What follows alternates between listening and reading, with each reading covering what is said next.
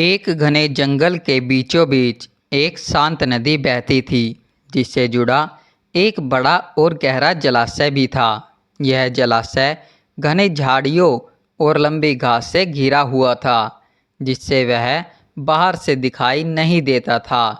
इस जलाशय का पानी गहरा था, जिसमें कोई जलीय सूक्ष्म पौधे और मछलियों का पसंदीदा भोजन भरपूर मात्रा में उपलब्ध था। यही कारण था कि यह स्थान मछलियों के लिए अत्यंत प्रिय था। अनेक मछलियां विशेष रूप से अंडे देने के समय इस जलाशय में आकर रहती थी। इसी जलाशय में 3 मछलियों का एक झुंड रहता था। तीनों मछलियों के स्वभाव एक दूसरे से बिल्कुल अलग थे। पहली मछली का नाम अन्ना था, जो बहुत ही सतर्क और दूरदर्शी थी। वह संकट आने से पहले ही उससे बचने का उपाय ढूंढ लेती थी। दूसरी मछली परतियु का स्वभाव कुछ अलग था। उसका मानना था कि संकट आने पर ही उससे निपटना चाहिए, पहले से घबराने की जरूरत नहीं। जबकि तीसरी मछली यदि एक पूर्णतः भाग्यवादी थी। वह कर्म में नहीं, केवल किस्मत में विश्वास रखती थी और उसका कहना था कि जो होना है वह होकर ही रहेगा, उसे कोई नहीं टाल सकता।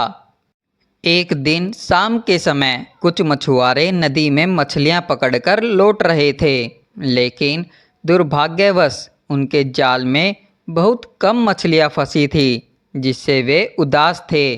तभी उन्होंने झाड़ियों के ऊपर उड़ते हुए मछलीखोर पक्षियों का एक झुंड देखा, जिनकी चोंच में मछलियां दबी हुई थी।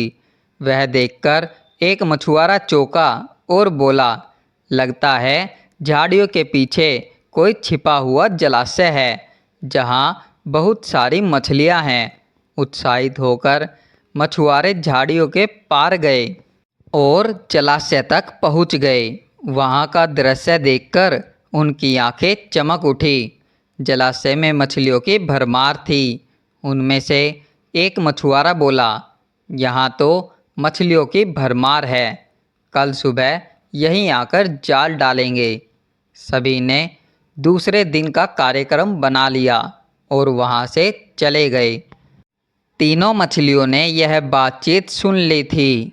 अन्ना ने तुरंत अपने स्वभाव के अनुसार फैसला किया और बोली, अब यहाँ रुकना खतरे से खाली नहीं है। मछुआरे कल आएंगे और जाल डालेंगे। मैं अभी नहर के रास्ते नदी में चली जाती हूँ ताकि जान बच सके। वह उसी क्षण वहाँ से चली गई। परतियु ने कहा, तुम चली जाओ, मैं अभी नहीं जा रही। क्या पता मछुआरे कल आए ही नहीं, उनके जाल फट जाएं या कोई प्राकृतिक आपदा आ जाए। जब संकट सामने आएगा तब देखेंगे। वहीं यदि ने अपना भाग्यवादी दृष्टिकोण दोहराया, जो होना है वह होकर रहेगा। अगर किस्मत में मरना लिखा है तो बच नहीं सकते। मैं तो कहीं नहीं जाऊंगी।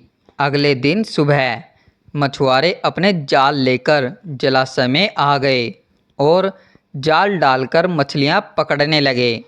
अब संकट सच में आ पहुंचा था। परतियु ने जब मछुआरों को देखा तो उसकी आंखें खुल गई। अब वह जल्दी से कोई उपाय सोचने लगी।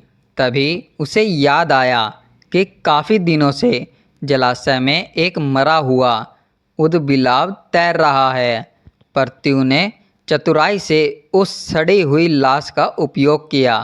वह उसके पेट में घुस गई और सडाढ़ अपने ऊपर लपेटकर बाहर निकली। कुछ देर बाद वह भी जाल में फंस गई। जब मछुआरों ने जाल बाहर निकाला और मछलियों को बाहर उलट दिया तो सभी मछलियां तड़पने लगी, लेकिन परतियु मरी हुई मछलियों की तरह शांत पड़ी रही। मछुआरे को बदबू आई तो उसने परतियु को उठाया, सूंघा और बुरा सा मुंह बनाकर बोला, यह तो सड़ चुकी है, और उसे वापस जलाशय में फेंक दिया। पानी में गिरते ही परतियु ने गोता लगाया और गहराई में जाकर सुरक्षित हो गई। इस प्रकार उसकी चतुराई और समय पर लिए गए निर्णय ने उसकी जान बचा दी। वहीं यदि जो किस्मत के भरोसे बैठी रही, वह भी जाल में फंस गई और अन्य मछलियों की तरह तड़प तड़प कर अपनी जान गंवा बैठी। सीख इस कहानी से स्पष्ट होता है कि कर्म ही प्रधान है।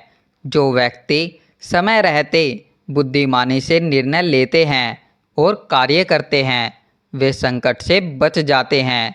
केवल भाग्य के भरोसे बैठे रहने वालों का अंत निश्चित होता है।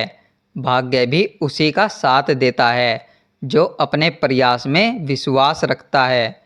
तो दोस्तों, इस कहानी से आपने क्या सीखा?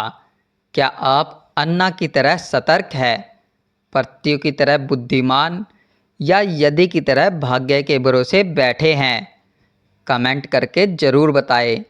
अगर आपको ये कहानी अच्छी लगी हो तो वीडियो को लाइक करें, शेयर करें और चैनल को सब्सक्राइब करना न भूलें, ताकि ऐसी ही प्रेरणादायक कहानियाँ आप तक लगातार पहुँचती रहे। धन्यवाद। मिलते हैं अगली कहानी में।